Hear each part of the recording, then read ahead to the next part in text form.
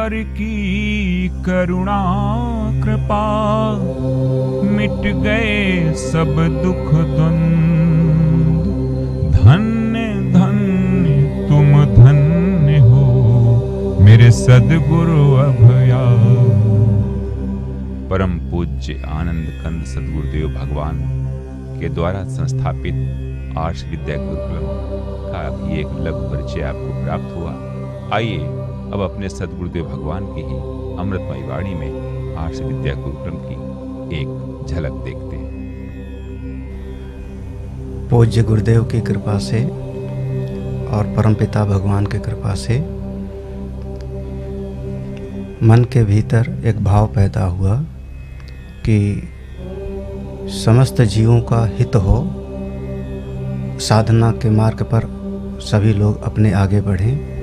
जो जीवन का परम प्रयोजन है, आत्यंतिक सुख की प्राप्ति और पूरी तरह से जीवन में से दुख की निवृत्ति, इसी उद्देश्य को लेकर के यह श्री शौनक आर्ष विद्या प्रन्यास नाम का एक संस्था गठित की गई सन 2002 में, जिसके अंतर्गत ये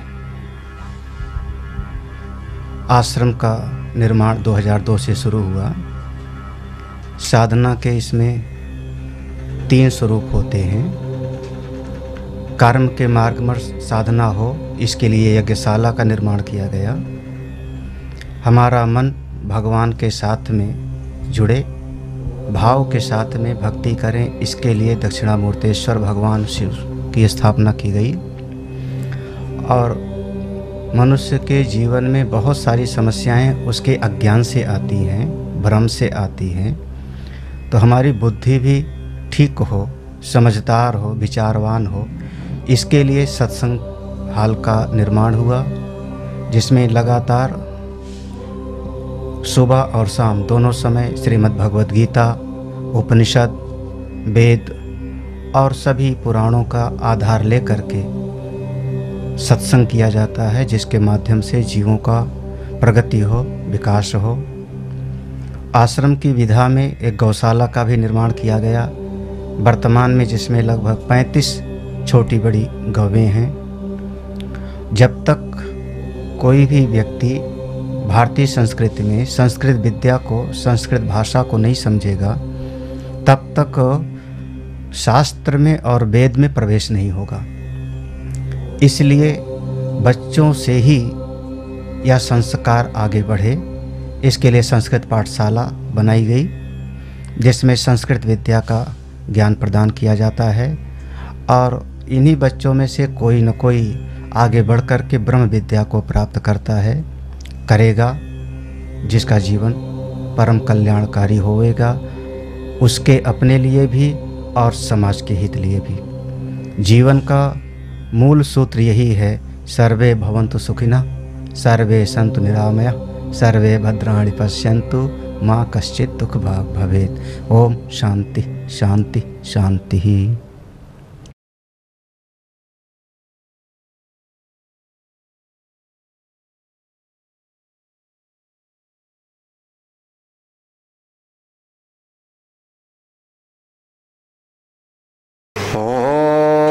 सहना भवतु सहनो भुनक्तु सह वीर्यं करवावहै तेजस्विनावधीतमस्तु मा विद्विषावहै।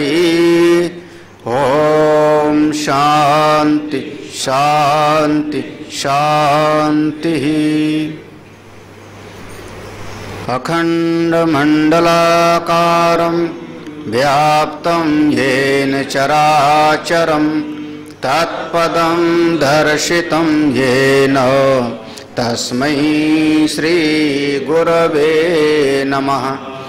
अज्ञानतिमिरान्धस्य ज्ञानाञ्जनशलाकया चक्षुरुन्मीलितं येन तस्मै श्री गुरवे नमः।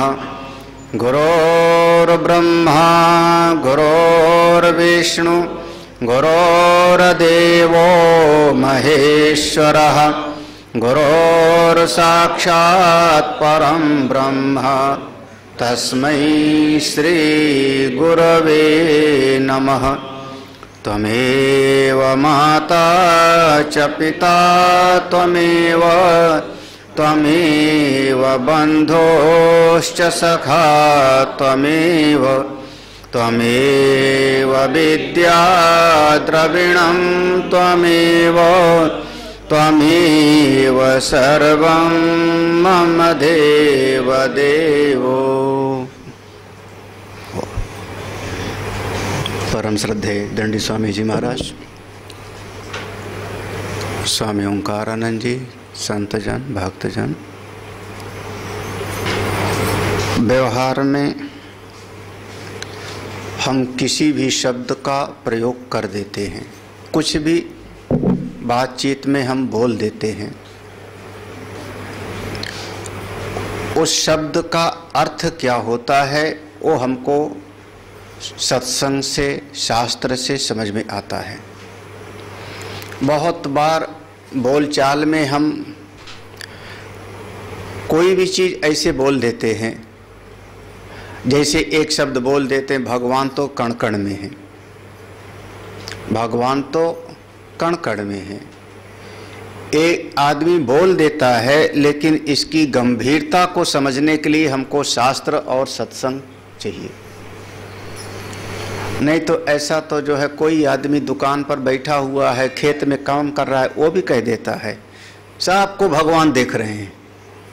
हाँ, लेकिन अगर भगवान सबको देख रहे हैं, सबके साक्षी हैं, तो इसका मतलब क्या होगा वो समझने के लिए बहुत समय लगता है। यहाँ 3 प्रकार से विभाग किया है। विभाग करने पर समझ में आ जाता है ठीक ठीक। अलग अलग विभाग कर लो तो बात आसानी से समझ में आ जाती है। तो यहाँ 3 प्रकार से विभाग किया है। जब हम अपने से बाहर किसी भी चीज को कहते हैं कि तुम तो मेरे आत्मा हो, तुम तो मेरी जान हो, तुम्हारे लिए ही तो सारा हम कुछ कर रहे हैं, तुम हो तो हम हैं, तुम नहीं रहोगे तो हम नहीं रहेंगे। जब हम ऐसा कभी कहते हैं अपने से पृथक वाले के लिए, तो उसका नाम हो गया गौड़ आत्मा।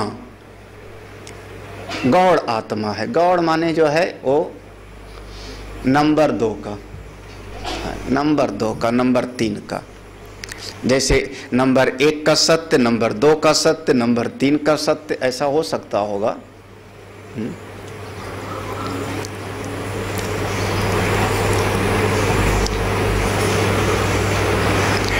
और जब कभी हम अपने इस शरीर के साथ ही ममता बना करके, ये शरीर जो देखते देखते बड़ा हुआ, देखते देखते कभी बीमार होता है, कभी ये स्वस्थ हो जाता है, बाल सफ़ेद होने लगे, वृद्ध हो रहा है, कभी हम इसी शरीर में एक एक के साथ में इसी को हम कह देते हैं अरे भाई यही तो आत्मा है।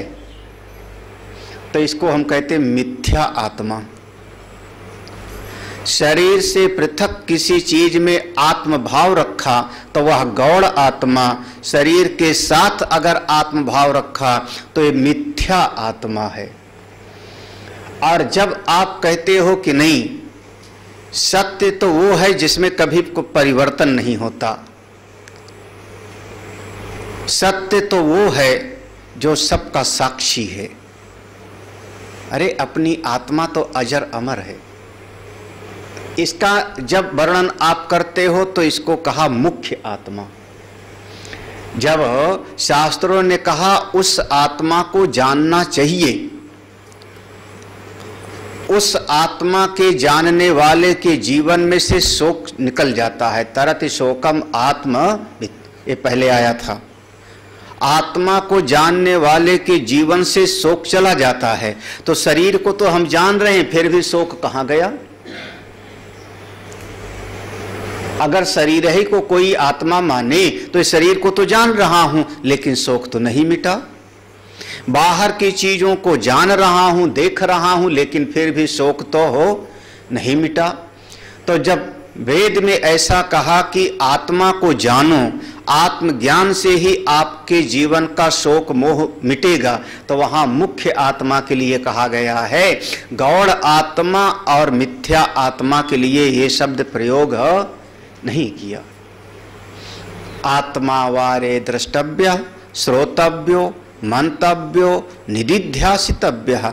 अरे अरे सुनो, ध्यान से सुनो, निश्चय पूर्वक सुनो, आत्मा को ही देखो, आत्मा की बात ही सुनो, आत्मा का ही मनन करो और आत्मा का ही ध्यान करो। तो यहां पर किसका ध्यान करने के लिए कह रहे हैं? वो जो बाहर, अपने से बाहर है, उसका ध्यान करने के लिए थोड़े कह रहे हैं। उसका निधिध्यासन करो ये थोड़े कहा जा रहा है। यहाँ पर जब ये कहा जाता है आत्मा का ही श्रवण करो, आत्मा का ही मनन करो, आत्मा का ही निधिध्यासन करो, ध्यान करो, तो यहाँ मुख्य आत्मा के लिए कहा जा रहा है। अपना जो असली चीज है, वो असली चीज को अगर नहीं जानते तो जीवन तो ऐसे आना और जाना रहता है। हम लोग श्लोक पढ़ते हैं, जहाँ तक पढ़ा था सवेरे, अच्छा 42 हो गया था, 43वां पढ़ते हैं। सत्येवं व्यवहारेषु येषु यस्यात्मतोचिता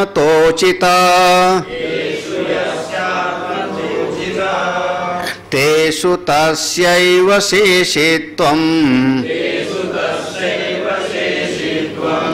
सर्वसन्न्यस्य शेषता।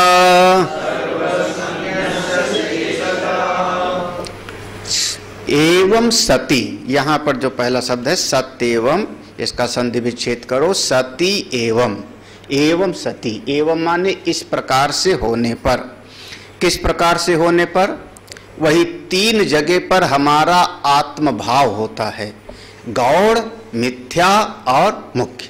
ये तीनों पर आत्मभाव होता है, तीनों को हम आत्मा शब्द कह देते हैं। तो ऐसा होने पर, इस प्रकार से 3 विभाग होने पर, व्यवहारेषु येषु यस्य आत्मता उचिता, व्यवहार में जब आप समझने का प्रयास करो तब येषु, जिस प्रसंग में, जहां पर जो उचित है, यस्य आत्म उचिता, जहां पर जो उचित है, तेषु तस्यैव, उसको वहीं पर लगाना।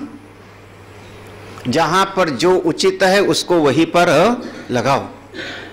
बाकी और जितना होगा, शेषित्वम सर्वस्य, बाकी और जितना होगा दूसरा, उसको समझ लेना वो शेष है, और जिसको आप मुख्य समझेंगे वो शेषी है।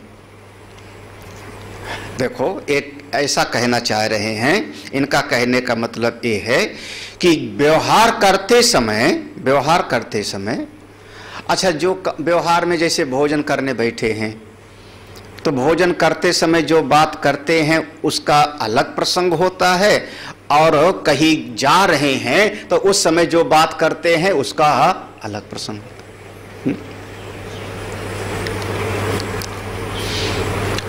धीरे धीरे भोजन करो।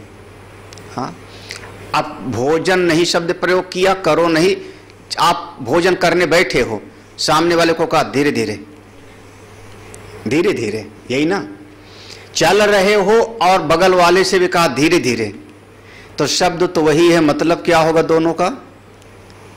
भोजन करते समय अलग अर्थ हुआ, धीरे धीरे भोजन करो, और चलते समय मतलब हुआ धीरे धीरे चलो, हम भी साथ चले ना। तो जिस समय जो उचित है वही लगाओ। कैसे? जैसे जब व्यवहार करने का समय आवे तो गौड़ आत्मा, और जब अपना आसन और प्राणायाम करना होवे तो मिथ्या आत्मा, ना स्नान करना है, संध्या बंदन करना है तो मिथ्या आत्मा, और जब सत्संग में बैठ जाओ और ध्यान करना हो तो मुख्य आत्मा।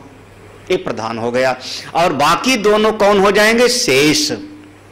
ये हो जाए, जैसे व्यवहार करने बैठे तो उस समय गौड़ आत्मा मुख्य हो जाएगा, और बाकी दोनों वहां पर गौड़ हो जाएंगे, शेष हो जाएंगे।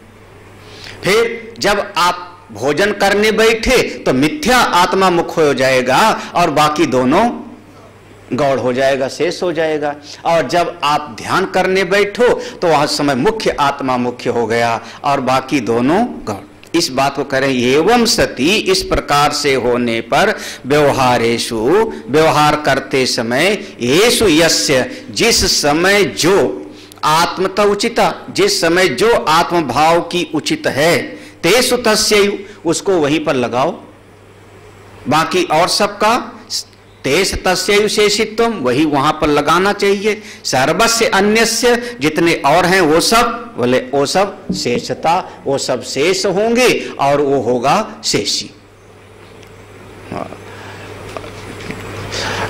आप लोगों के लिए जो है, अच्छा, 3 समय पर 3 प्रकार के वस्त्र पहनते हो कि नहीं? 3 समय पर, हाँ। जब आप दफ्तर जा रहे हो तो अलग प्रकार के वस्त्र पहने, जब आप दफ्तर से आए और नहा करके घर में रहना है तो अलग तरीके से वस्त्र पहने, यही ना, वस्त्र फर्क हो गया ना। और बहुत लोग सत्संग में जब जाते हैं तो सत्संग में जाने की चप्पलें अलग रखते हैं।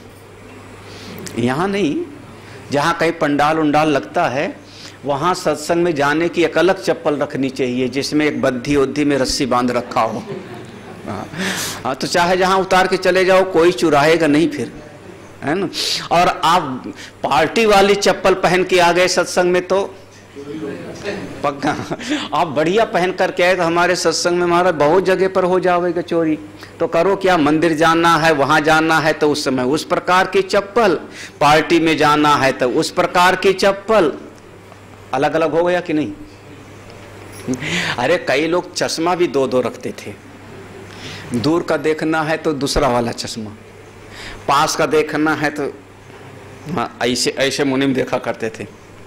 फर्क हुआ कि नहीं? तो व्यवहार में जिस समय जो सही है वैसे करना चाहिए। कैसे कैसे नहीं स्पष्ट हुआ? बोले विस्तार से पढ़ो, इसको हम विस्तार से तुमको समझाते हैं इस बात को। अब इसी बात को समझाने के लिए आगे का प्रसंग है। मुमूर्षोर गृह रक्षादौ गौणात्मैवोपयुज्यते न मुख्यात्मा न मिथ्यात्मा पुत्राशेषी भवत्यतः अध्येता बन्हिरित्यत्र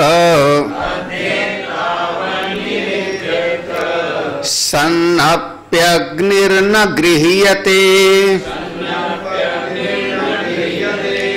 अयोगत्वेन योगत्वात्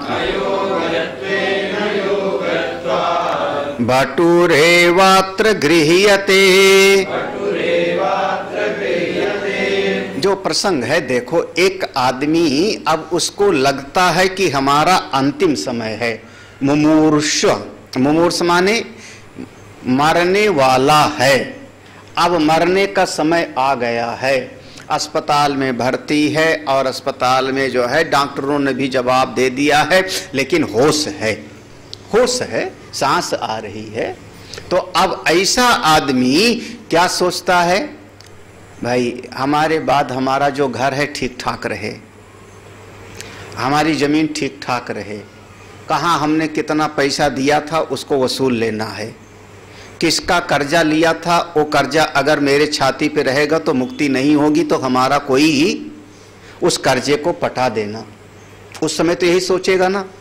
तो उस समय अगर आप गौण आत्मा को सोचते हो तब तो सही है, और उस समय आपके चित्त में तो ये सब है, और आप कहो कि नहीं मैं तो आत्मा हूं, मैं तो अजर अमर हूं, मैं तो कभी मरता ही नहीं, तब फिर वो घर की रक्षा कौन करेगा? वो मुख्य आत्मा। हाँ, आपकी जमीन की देखभाल कौन करेगा मरने के बाद? मुख्य आत्मा करेगा। बोले उस समय, अब यहाँ समझना, वो उसकी बात हो रही है जिसने अभी बहुत ज्यादा सत्संग उत्संग नहीं सुना है। हम तो वो कहेंगे मरते समय भी भगवान का ध्यान बना रहे। ऐसा तो करना स्वामी जब प्राण तन से निकले, है ना। फिर गीता जी का सूत्र लगा लो, तस्मात् सर्वेषु कालेषु माम अनुस्मर युद्धे च। तो वो चीज अलग। लेकिन यहाँ वो आदमी है जो बिल्कुल जो है अभी सत्संग नहीं सुना, तो उसकी घर से ममता है, उसकी अपने धन से ममता है, बाल बच्चों से ममता। ऐसे तो कहते मरते समय, उसको बुला लो एक बार देख लूं। हाँ, सब आ गए, हमारी बिटिया नहीं आई, हाँ, और हमारा पोता नहीं आया, दमाद नहीं आया, बुला लो एक बार देख। यही तो बोलेगा ना मरते समय। कहते कि नहीं कहते पता नहीं, हाँ कहते हैं ना। अपने वेद में लिखा है, वेद में क्या लिखा है कि जब आदमी मरता होता है, मरते के समय, तो अब मुंह से तो बोल नहीं पाता, मुंह से बोल नहीं पाता, आंख खुली है, आंख से टप टप आंसू बह रहा है, क्योंकि बोलना चाहता है, कुछ बोल नहीं पाता, हाथ हिला नहीं पाता। तो घर के सारे लोग चारों तरफ से घेर के इकट्ठे हैं, बेटा बेटी सब के सब। तो सब लोग उसके पास, कान के पास ले जाके मुंह क्या कहते हैं, जाना सिमाम, जाना सिमाम। हाँ, ये वेद के मंत्र हैं, वेद में है। हाँ, कहाँ पर, कौन से उपनिषद में? हाँ, तो ओ छांदोग्य उपनिषद में बृहदारण्यक। मुझको पहचान रहे हो दादा, मुझसे पहचान रहे हो हमको?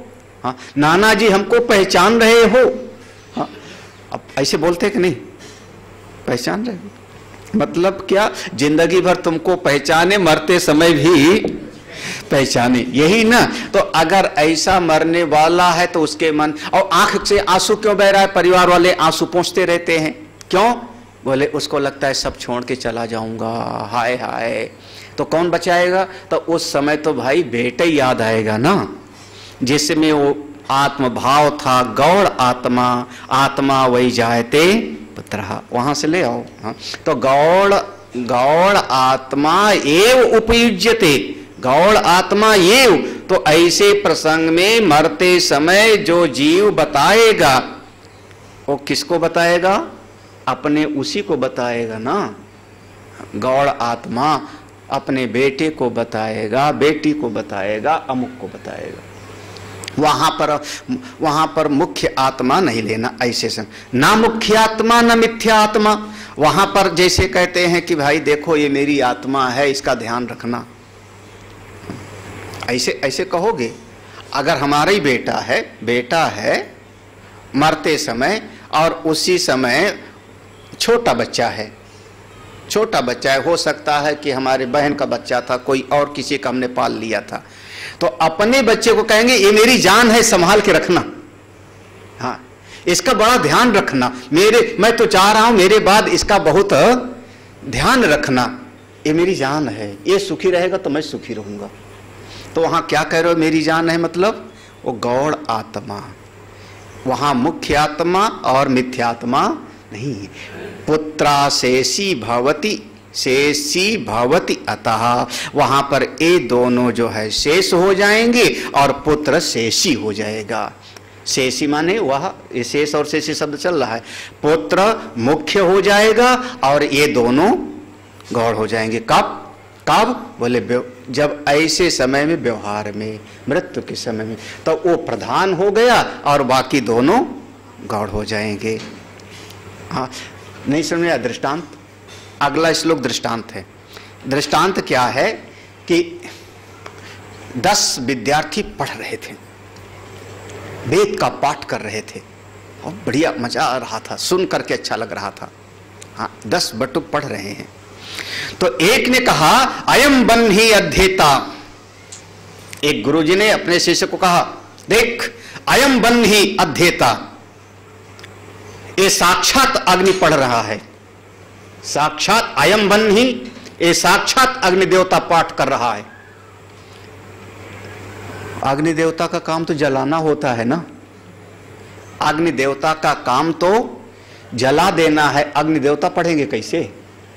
तो वहां पर कहते हैं अध्येता बन्ही, ये मंत्र है, ये वेद का मंत्र है, ये वेद का मंत्र है। तो अध्येता बन्ही इत्यत्र, जब ये ऐसा कहा गया अयम बन्ही अध्येता, ये साक्षात अग्नि पढ़ रहा है। ऐसा जब नचिकेता पहुंचता है यमराज के लिए तो दरवाजे पर, तो वहां पर भी ऐसा शब्द आया, हाँ, वैश्वानरः प्रविशति अतिथिरि, हाँ, साक्षात वैश्वानर आया हुआ है मेरे दरवाजे पर, ऐसा वहां पर यमराज को उनके मंत्रियों ने, उनकी पत्नी ने कहा था, है ना। वैश्वानर कौन है? वैश्वानर वो तो 7 साल का लड़का है नचिकेता, लेकिन कहते हैं साक्षात वैश्वानर प्रवेश किया है। यहां पर उपमा है, उपमा है। तो यहां पर अब मुख्य मत समझ लेना, यहां मुख्य मत समझ लेना कि यहां अग्नि बैठ के पाठ कर रहे हैं या वैश्वानर दरवाजे पे आ गए, ये मुख्य नहीं है। उनके जैसा, उनके जैसा, है ना, ये है यहां पर। अध्येता बन्ही इत्यत्र सन आपी अग्निर्ना गृह्यते। जब ऐसा कहा कि साक्षात अग्नि देवता पढ़ रहे हैं, तो वहां साक्षात अग्नि को नहीं ग्रहण किया जाता। आपी अग्नि ही ना गृह्यते, वहां अग्नि को नहीं लिया जाता। अग्नि की उपमा दी गई, उपमा दी गई। क्यों? अयोगत्वेन, क्योंकि अग्नि में पढ़ने की योग्यता नहीं है। तो जिसमें योग्यता होगी उसी को ग्रहण करेंगे। तो किसमें योग्यता है? बोले योग्यत्वात्। कौन है योग्य? बटु ये अत्र गृह्यते। एक बटु है, ब्रह्मचारी है, पढ़ रहा है। ये जैसे हम सवेरे क्या करते, ये तो जैसे बैल काम कर रहा है ना। और ऐसे बहुत सारे दृष्टांत आप लोग अपने जीवन में व्यवहार प्रयोग करते हो। आपके उसी प्रकार से यहाँ पर, यहाँ उस भाव को ग्रहण करना है। जैसे कहा ए बटुक, साक्षात अग्नि देवता आकर के भिक्षा मांग रहे हैं, साक्षात एक स्वाध्याय कर रहे हैं। यहाँ पर मुख्य अलग है, भाव अलग है। उसी प्रकार से जब आपका दुनियादारी की बात होवे तो उस समय पर हम ऐसा व्यवहार करते हैं कि हमारे घर वाले ही हमारे सब कुछ हैं, यही हमारी आत्मा है। कब? जब व्यवहार में आते हैं तब। वो व्यवहार में परमार्थ को नहीं लाना चाहिए। और जब परमार्थ की बात आवे तो वहां व्यवहार को मत घुसाओ। आप लोग करते क्या हो? व्यवहार करते समय परमार्थ को ला देते हो और परमार्थ की बात करते समय व्यवहार को ला देते हो। नहीं समझ आया?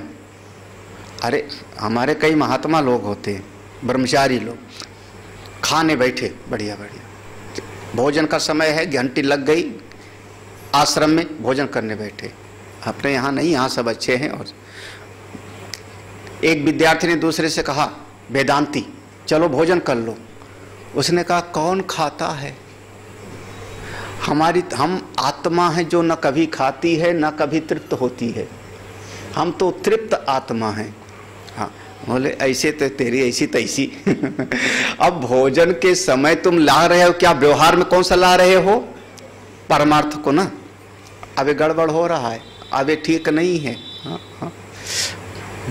तो अच्छा, अब ध्यान करने का समय आवे तो, सत्संग सुनने का समय आवे तो, उस समय आदमी क्या कहता है? ये सब बात तो सही है कि आत्मा सत्य है, भगवान का भजन करना चाहिए, लेकिन दुनिया भी तो है ना। है? भगवान आकर के हमारे खेत में हल चला देंगे का? अच्छा, भगवान आके हमारी दुकान पे बैठेंगे, काम कर देंगे भगवान हमारा। हाँ? तो अब क्या करूं?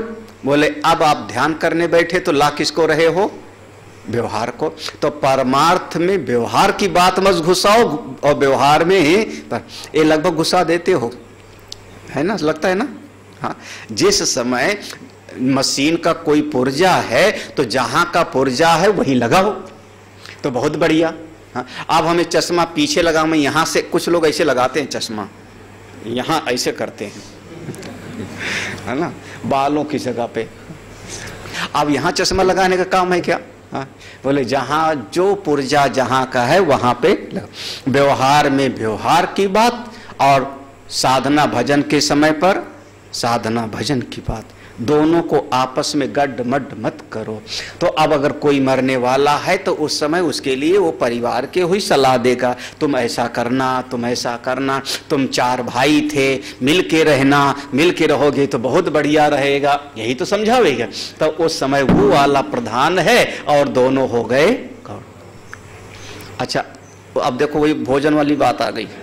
अगले श्लोक में देखो भोजन ही आ गया। कृशो हम पुष्टिमापस्याम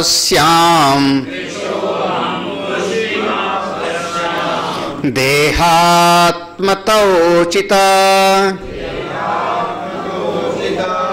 न पुत्रं विनियुङ्क्ते अत्र पुष्टिहेत्वन्न भक्षणे।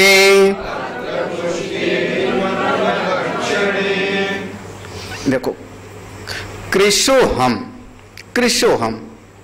बहुत कमजोर हो गया हूं मैं आजकल, थोड़ा सा कमजोरी ज्यादा आ गई। कृशोहम,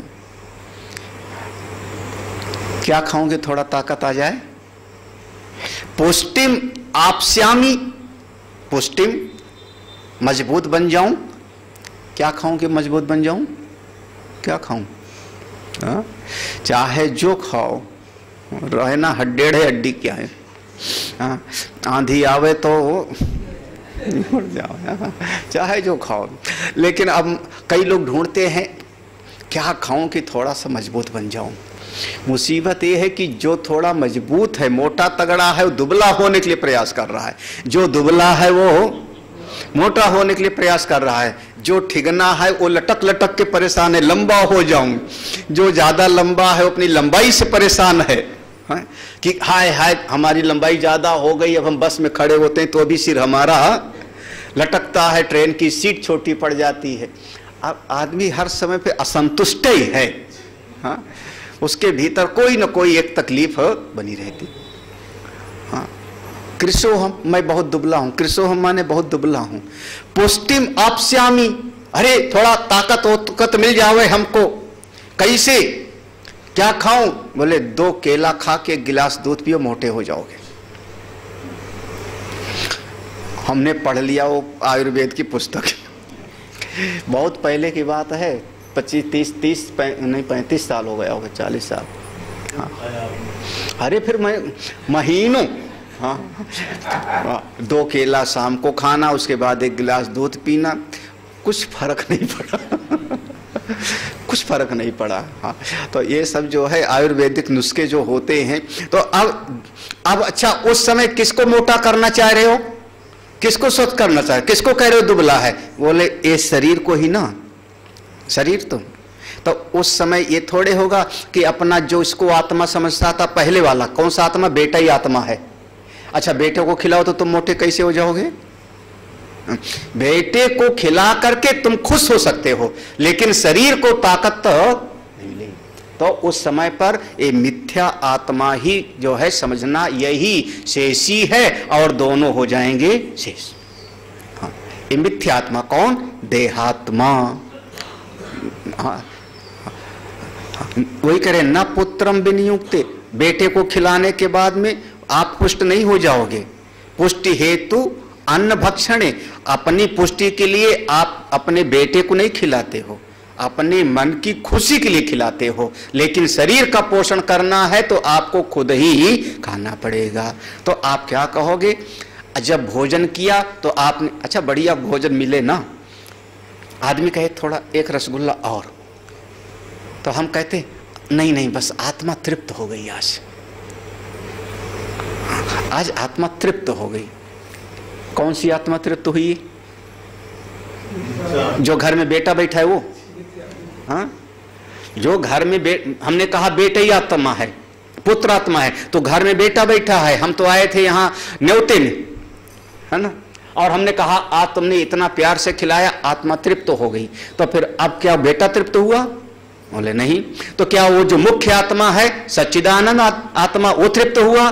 बोले उसको ना भूख लगती है ना प्यास, वो तो नित्य एक स्वरूप है। तो कौन तृप्त हुआ? बोले ये जो जीवात्मा है, ये शरीर को अपना मानने वाला, वही। अरे देखो ना, यही तो करते हो, इस शरीर को मान के तो सब करते हैं। क्या कहते हैं?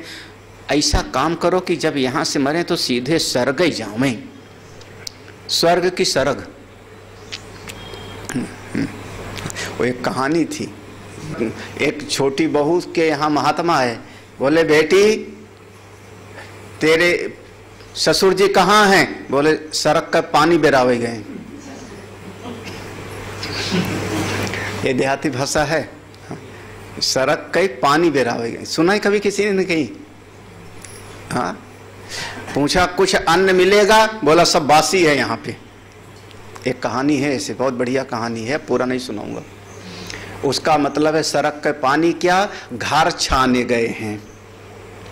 जो खपरेल वाला घर होता था, वो खपरेल वाला, तो वो खपरेल क्यों छा रहे हो? कहाँ का पानी? हाँ, ऊपर से पानी गिरेगा तो नाली नाली से बाहर चले जाए ना, तो सड़क का पानी भी रहोगे। बात तो सही है। अब आदमी उसको उल्टा समझ ले कि ऊपर ही चले गए तो उल्टा ना समझ ले। तो ऐसे कहने का मतलब होता है, तो हम क्या कहते हैं, अच्छा काम करें तो हम स्वर्ग जाएंगे, स्वर्ग जाएंगे। हाँ, ये तो बड़ी विचित्र बात है। ये हमको आज तक जो हमने बहुत बार सोचा, बात भी किया। कई बार आदमी जानता है, अपने परिवार वाला आदमी जानता है कि मेरे दादाजी, चाचा, पिताजी इतने दुष्ट थे कि जब तक जिए सबको नाक में दम किए थे। हाँ, मतलब मरने के बाद पक्का नरक ही जाएंगे। कोई ना कोई ऐसा परिवार में कात होता है जिसको सब जानते हैं। हाँ, जे बिजू काज दाहिने भाई। हाँ, सब जानते हैं कि ये आदमी दुष्ट है, इससे पंगा मत लो, अच्छे भले घर में मुकदमा लड़वा देवे, नरक ही जाएगा। उसके बाद भी जब वो आदमी मर जाता है तो वही परिवार वाले उसके फोटो के नीचे लिखते हैं स्वर्गवासी। हाँ, क्यों लिखते हैं स्वर्गवासी? स्वर्गवास कब हुआ? अमुक अमुक तारीख को। जब जानते हो कि वो दुष्ट था, नरक ही गया होगा। कहीं किसी फोटो पर, समाधि में, कहीं पर भी ये नहीं लिखा होगा नरकवासी। क्या लिखा होगा? स्वर्गवास। किस दिन हुआ? जब जानते हो कि नरक ही गए होंगे तो वो कहो। बोले भाई देखो, भाव अच्छा रखो। हाँ, भाव अच्छा रखो, बाकी तो आदमी अपने कर्मों का फल है। बात है। अगला श्लोक यही कह रहे हैं, तपसा स्वर्ग में श्यामी इत्यादो कर्त्रात्मोचिता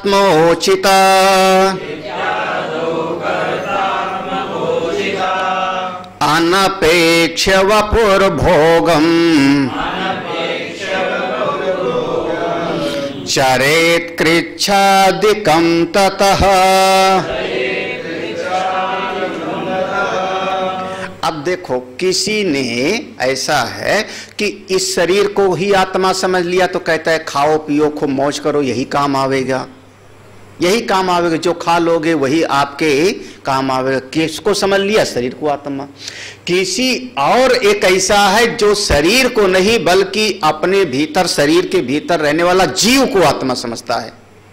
जीव कौन? जो करता है, भोगता है, जो कहता है मैं ऐसा काम करूंगा, मैंने ऐसा ऐसा काम किया है, वो करता भोगता। चिदाभास को जो अपना समझ रहा है, वहां पर आत्मबुद्धि रखा। ये दोनों मिथ्यात्मा हैं। शरीर को माना आत्मा, वो भी मिथ्यात्मा, और वो जो जीव को मान रहा है वो भी मिथ्यात्मा। ये दोनों मिथ्यात्मा का दृष्टांत है। तो जो जीव को अपना मान रहा है वो क्या कहता है? मैं तपस्या करूंगा, इस शरीर को खिलाऊंगा पिलाऊंगा नहीं। वो पहले वाला कह रहा था खिलाऊंगा पिलाऊंगा तो मजबूत होऊंगा, अब दूसरा वाला कहता है नहीं खिलाऊंगा, बिल्कुल 15 दिन तक मैं तपस्या करूंगा, कृच्छायण और चंद्रायण का व्रत। उससे क्या होगा?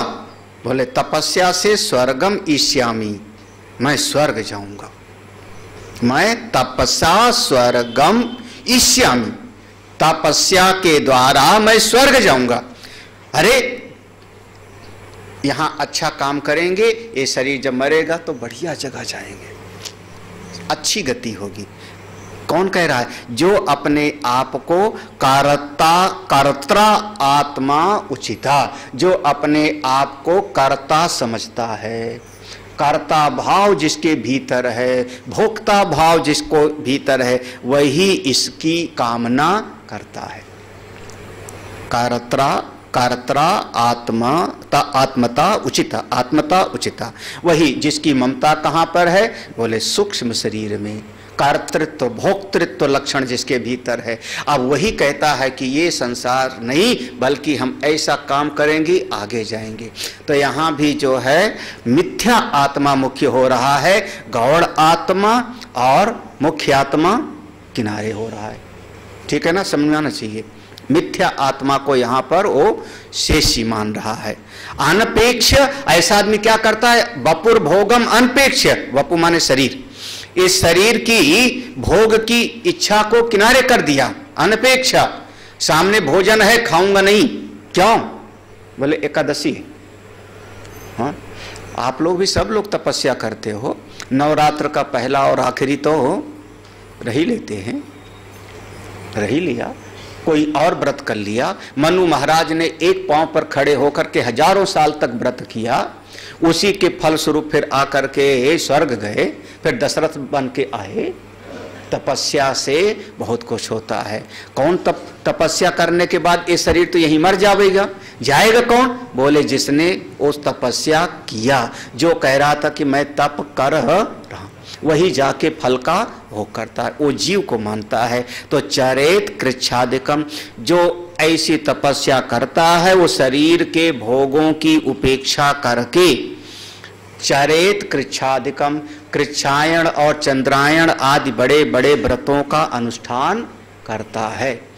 एक व्रत होता है जिसको सिद्धि चाहिए वो करे, बड़ा कठिन वाला है, कठिन वाला है। पूर्णमासी के दिन खूब पेट भर के खा लो, खूब खा लो, ठोस ठोस के। पूर्णमासी के बाद में फिर जो आपका आएगा ना, प्रतिपदा आएगा, उस प्रतिपदा के दिन जो है, जो चांद है उसमें एक जरा सा कट जाएगा, एक किनारे कटा होगा, है ना, एक किनारे कट जाता है, चांद एक किनारे कट जाता है। फिर उस चांद को देखो तो धीरे धीरे द्वितीया को और कट जाएगा, तृतीया को और कट जाएगा, ऐसे कट जाता ना। अमावस्या के दिन चंद्रमा गायब हो जाएगा। तो ऐसे फिर उस पूर्णमासी को भर पेट खाया, उसके दूसरे दिन 14 कौर अन्न खाओ और बस हाथ धो लो दिन भर में। फिर उसके बाद 13 कौर खाओ। ऐसे जैसे चंद्रमा घट रहा है ऐसे अपने अन्न को कम करते जाओ। और अमावस्या के दिन बिल्कुल कुछ मत खाओ। उसके पहले जो चतुर्दशी कहते हो उस दिन 1 कौर खाओ, क्योंकि जरा सा दिखाई पड़ेगा। और अमावस्या को बिल्कुल मत खाओ, बिल्कुल मत खाओ। दिन भर में कितना खाना है बस उतना ही। फिर हाँ, अच्छा, फिर उसके बाद में अमावस्या के बाद में फिर चंद्रमा का प्रतिपदा होगा ना, तो जरा सा कहीं पर होगा एक लाइन, दिखेगा नहीं जल्दी, द्वितीया को दिखेता है जरा सा। तो फिर अमावस्या के बाद वाले दिन 1 कौर खाओ फिर से, फिर उसके द्वितीया वाले दिन 2 कौर खाओ। दिन भर में ऐसे उठा, अब चाहे जितना इतना भर के खा लो, चाहे जैसे, लेकिन 2 ही कौर खाओ। फिर तृतीया को 3 कौर, चतुर्थी को 4 कौर, ऐसे बढ़ाते बढ़ाते फिर जब पूर्णमासी आवे तो 15 कौर। बड़ा कठिन व्रत है महाराज। दिन भर में 1 बार इतना खा करके और रह जाना। हम तो दिन भर में 25 बार खावें। अरे ना सही, ऐसे एक बार पहले सवेरे नाश्ता किया, थोड़ी देर के बाद में चलो फल खाओ, उसके बाद में फिर जो है कुछ और खा लो, फिर उसके बाद पकोड़े बना के खा लो, फिर आपने लंच किया, फिर उसके बाद में चाय के साथ कुछ चाहिए, फिर उसके बाद में कहीं गए तो कुछ और मिल गया। आप कितनी बार खाते हो दिन भर में, गिनो। कई लोग तो डब्बा रखते हैं, गुजराती लोग खास करके, मारवाड़ी और गुजराती।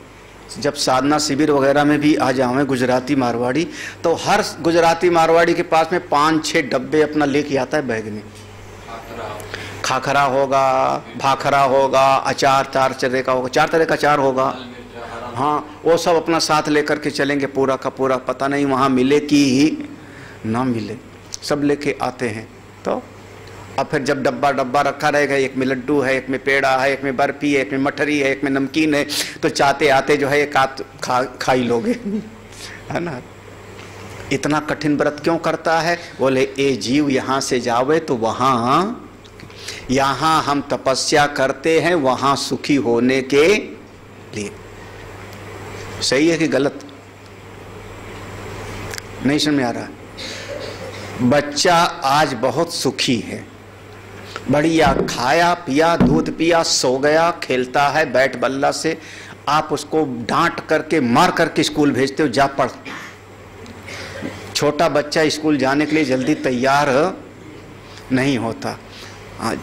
जब माँ बाप छोड़ने जाते हैं तो बार बार माँ बाप को देखता होगा, आप सबका अनुभव होगा, रोता है कि नहीं? ऐसा पता नहीं है। हाँ, वो जाना उसको पसंद नहीं है स्कूल। हाँ, क्यों आप उसको मार मार के पढ़ा रहे हो बच्चे को? बेचारा छोटा सा बच्चा, बस्ता लाद दिया पीठ पर, चला जा बच्चा तेरा। हाँ, क्यों? बोले आज तपस्या करेगा, पढ़ेगा, मेहनत करेगा तो आगे इसका भविष्य सुखी होगा। यही तो ना। आप आज थोड़ी साधना भजन कर लोगे तो आगे आपका सब सुखी होगा। इसीलिए कौन? बोले ये जो अपने आप को जीव समझ रहा है ये भी मिथ्या आत्मा है। दोनों यहाँ पर अब गौड़ हो जाएंगे। कौन? गौड़ आत्मा और मुख्य आत्मा। उस सूत्र वही था जो पहले बता दिया, व्यवहार में जहाँ जो उचित है वही लगा लेना। अब देखो मुख्य आत्मा की बात कहते हैं, मोक्षे हमित्यत्र युक्तम् चिदात्मत्वं तदा पुमान् तद्वेत्ति गुरुशास्त्राभ्याम्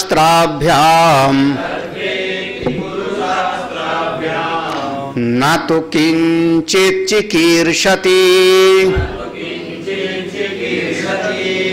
अब देखो यहाँ मुख्य आत्मा की बात आई। मोक्षे अहम, मैं मोक्ष को प्राप्त करूं, मेरी मुक्ति हो जाए। मोक्षे अहम इति यत्र, जब ऐसा विचार करता है, जब उसने ऐसा चिंतन किया, तब चिदात्मत्वम तदापुमान, तब वो अपने चैतन्य स्वरूप को ध्यान में रख के कर रहा है। अब वहां वो शरीर या कोई बाहर का, जिसको कहा था पुत्र ही आत्मा है, उसका ध्यान करके नहीं, शरीर का ध्यान करके नहीं, क्योंकि सब जानते हैं कि शरीर तो यही मरने वाला है।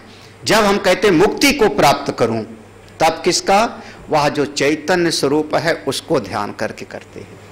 मोक्षे अहम इति यत्र, यहीं पर हम मोक्ष को प्राप्त कर लें, ऐसा जब कहता है तो चिदात्मत्वम तदा, तब वह अपने चैतन्य स्वरूप को ध्यान में रख। फिर कहता है कैसे ये मोक्ष कैसे प्राप्त होगा? बोले तद्वेत्ति, उसको जानने के लिए हम चलते हैं कहाँ? गुरु शास्त्राभ्याम, गुरुदेव और शास्त्र की शरण। शास्त्र और गुरुदेव की शरण में जाएंगे तब अपनी आत्मा को हम जान लेंगे। ना तो किंचित चिकीर्षति। अब वो जैसे पहले वाला कहता था खूब बढ़िया खाना मिले तो मैं मोटा तगड़ा हो जाऊं, या धन आदि मिले तो बच्चे को दे दूं, या स्वर्ग आदि, उसकी कोई कामना अब नहीं रहती। अब वो कहता है बस हम तो एक ही चीज चाहते हैं, मैं मोक्ष को प्राप्त करूं, मैं मुक्त हो जाऊं, ये आवागमन का संसार हमारा यहीं पर मिट जावे। इतने जन्मों में हम आते जाते रहे। कभी कभी आप अपने जीवन में देखो, एक ही काम को रोज रोज करते रहना पड़ता है। जब से होश संभाले करने लायक हुए तब से वही काम कर रहे हैं। आप लोग लिख रहे हो काखा गाघा, तब से होश संभाले तभी से हाथ में पेन पकड़ा दिया है ना, काखा गाघा लिखो, बस्ता लिखो, किताब पढ़ो। ये और आज भी गुरुजी क्या कह रहे हैं? अब उपनिषद पढ़ो। पहले कहते थे पहले की किताब ले आओ, दूसरी की किताब ले आओ, उसमें कहानियां होती थी। एक कौन सा था? एक तो खरगोश था और एक हिरन था, है ना। खरगोश और हिरन का था, कछुआ था। हाँ, वह भूल गया सब। अब उस समय किताब ले आओ पढ़ो, एक खरगोश था, कछुआ था, दोनों में लग गई शर्त, यही ना। उस समय वो किताब पढ़ते थे। आप कौन सी किताब पढ़ रहे हो? बोले गीता पढ़ो, पंचदशी पढ़ो, उपनिषद पढ़ो। तो वही पढ़ते ही जा रहे हो। हाँ, वही काम। सवेरे उठे तो हाथ में झाड़ू, फिर गैस जलाओ, खाना बनाओ, चाय बनाओ, दफ्तर जाओ, दुकान जाओ, वही वही काम। जैसे यहां रोज रोज वही कर रहे हो, अगर ज्ञान नहीं पाया, मुक्ति नहीं पाई, तो फिर से जैसे यहां रोज उठते हो तो वही करते हो, तो ऐसे बार बार जन्म लेकर के फिर यहीं पर वही करना पड़ेगा। फिर से पैदा हो, फिर बालक बनोगे, फिर जवान होगे, फिर घर गृहस्थी बनेगी, फिर बुढ़े होके मर जाओगे, फिर जन्म लोगे, ये बार बार चलता रहेगा। इसलिए यहीं पर मुक्त होके जाओ, उस तत्व को जान लो, अपने आत्म जो असली है, जो असली है, हाँ, खरा सोना, उसको जानो, मुक्त हो जाओ। इसको जहां जहां पर जो सही है वहां वहां पर उसको वही लगाना चाहिए। ये 50वां श्लोक जो है उसको जो है समापन करता है इस प्रसंग को। हाँ, तो हम लोग पढ़ते हैं। विप्रक्षत्रादयो यद्वत् बृहस्पति सवादिषु व्यवस्थितास्तथा गौड़ मिथ्या मुख्या यथोचितम् तत्र तत्रोचिते प्रीतिः आत्मन्नेवातिशायिनी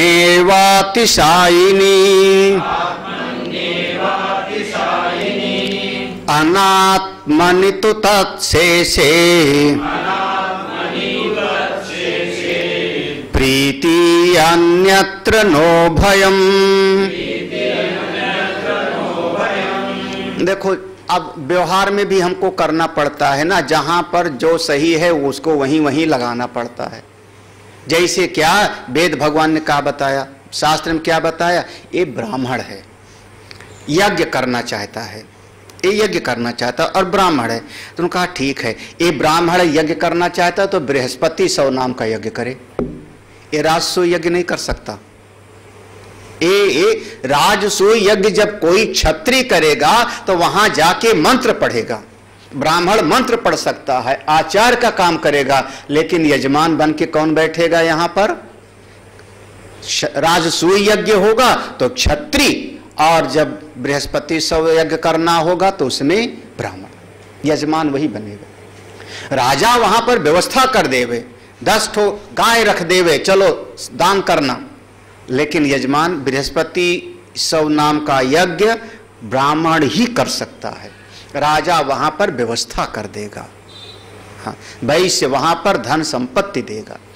राजा है, जब यज्ञ करने का मन आया तो बोले यश्वमेध यज्ञ करेगा, राजसूय यज्ञ कर सकता है, लेकिन बृहस्पति 100 नाम का यज्ञ नहीं। अब राजा के यज्ञ में पंडित जी जो है आचार्य, ब्राह्मण लोग वेद पढ़ेंगे, वैश्य उनकी व्यवस्था करेगा।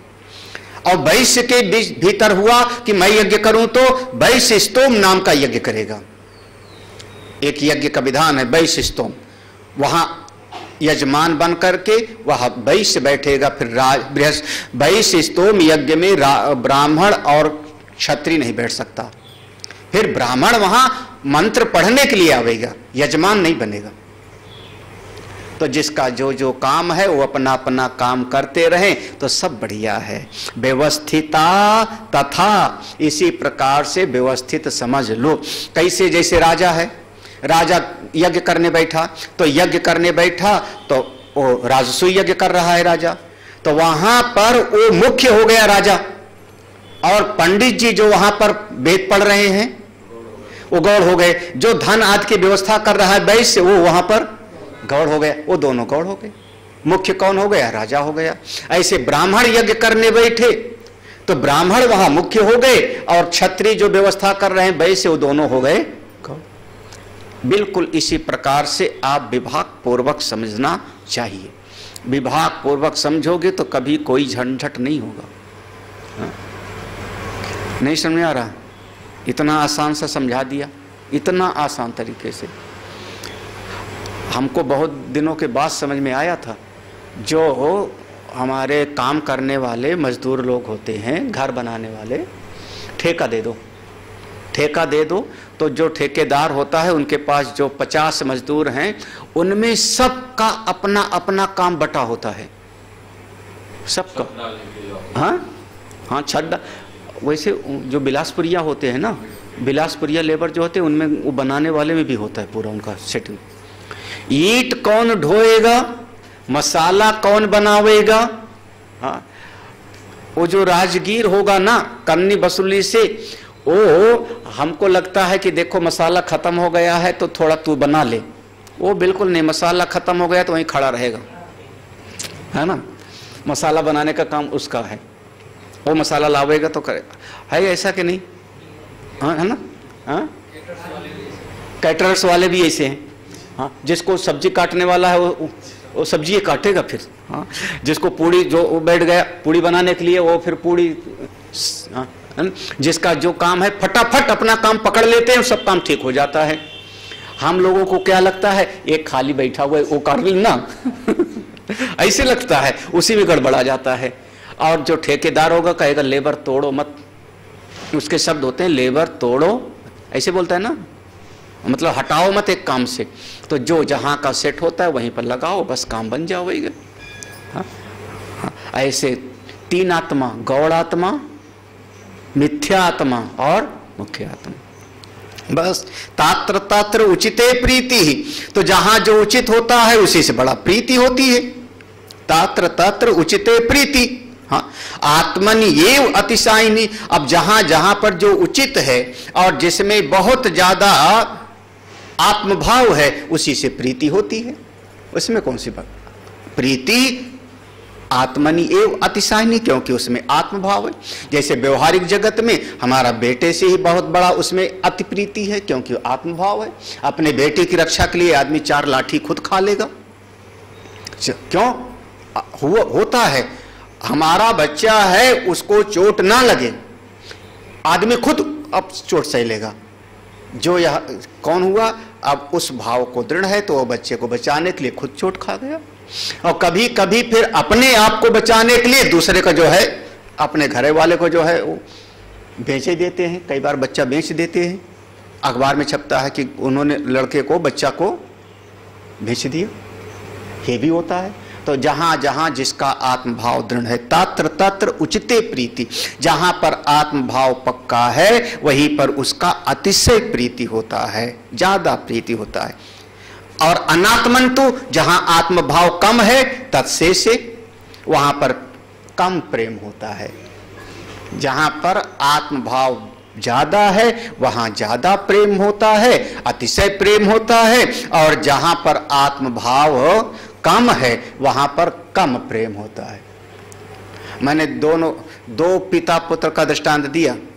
एक पिता ऐसा है जो अपने बच्चे को चोट ना लगे इसके बजाय खुद अपने ऊपर चोट खा ले। ये बिल्कुल संसार में अनुभव में आता है ना। क्यों? उसका अपने बच्चे में आत्मभाव ज्यादा है, शरीर पर कम है।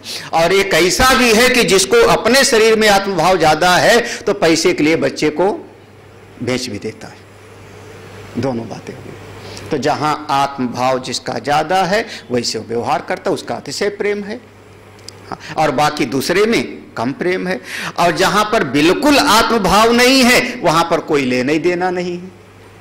अन्यत्र ना उभयम, ना कम प्रेम ना ज्यादा प्रेम। किससे? सड़क पर 50 चले जा रहे हैं, उनमें कोई आत्मभाव नहीं है, तो ना वहां कम है और ना वहां ज्यादा है। बस या तो हमारे सामने जो हमारे परिवार के लोग हैं उनसे, या तो अपने शरीर से। तो 3 प्रकार से भेद किया है, मुख्य आत्मा, मिथ्या आत्मा और गौड़। याद रहेगा ना, मुख्य आत्मा माने अपना सच्चिदानंद ब्रह्म, उसको जो जान लेता है मुक्त हो जाता है। मिथ्या आत्मा माने ये शरीर को जो मान लिया, अपना जीव को मान लिया। और गौड़ आत्मा जो अपने शरीर से बाहर चीजों को, किसी व्यक्ति को उसमें आत्मभाव रख लिया, फिर उसी हिसाब से व्यवहार करने लगता है। आगे का प्रसंग हम लोग फिर आगे विभाग करके और समझाते हैं, सवेरे पढ़ते हैं। ओम पूर्णमदः पूर्णमिदं पूर्णात् पूर्णमुदच्यते पूर्णस्य पूर्णमादाय पूर्णमेवावशिष्यते। ओम शांति शांति शांति। हरि ओम श्री गुरुभ्यो नमः। हरि ओम।